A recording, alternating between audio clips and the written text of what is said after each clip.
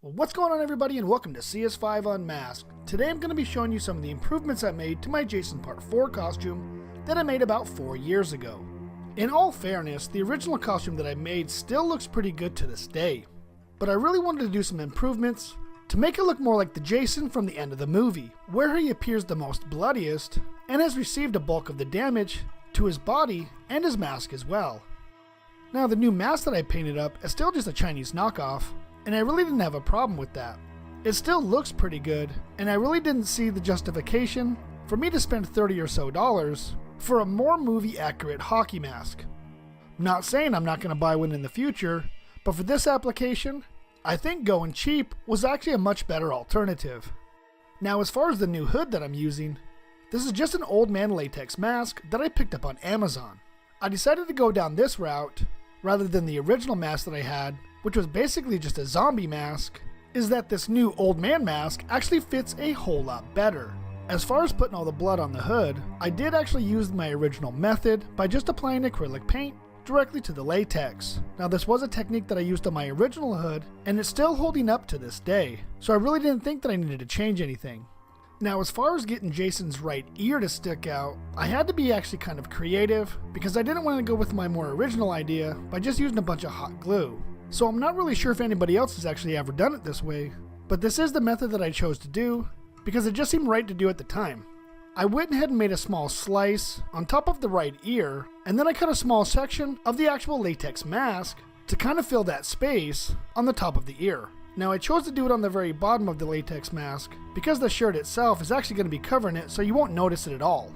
I proceeded to take the piece that I had already cut out and position it the best I can inside the small slit. The small piece of latex is actually going to fill that small void in between the ear and the actual head. This is going to keep the ear sticking out and not wanting to fold back in on itself.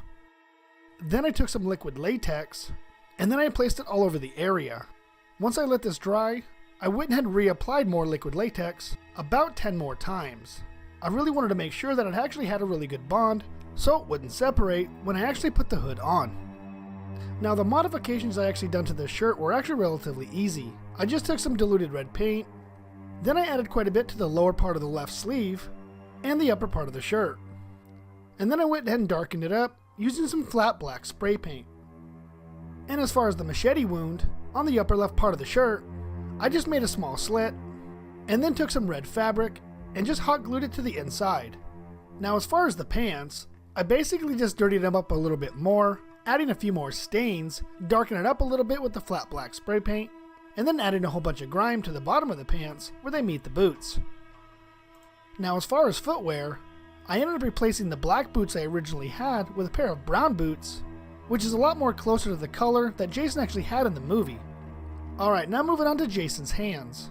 In the movie, his fingernails are extremely dark, so I just grabbed some black acrylic paint and then just gently applied it using a paintbrush. Now, for the damage that Jason had received to his left hand, I'm simply just going to use a whole bunch of fake blood. Now, this particular fake blood looks extremely realistic, and if you didn't know that it was fake blood, you would actually think it's the real thing. The only drawback that I have about using fake blood is even though it says it's not going to stain your skin, it actually did stain my skin for about 2 days. But overall, I'm actually quite pleased with on how it looked, because the final result was simply amazing. Now, my original costume cost just over $24, and I think it actually looks pretty good for the amount of money that I actually spent. But just spending about 19 more bucks to do all the upgrades for the new costume, I do feel that it was totally worth it.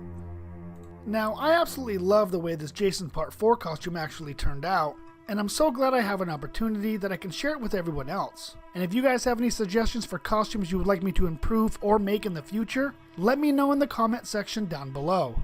Alright, everybody, until next time, this is CS5 signing out, and I hope to see you in the next video.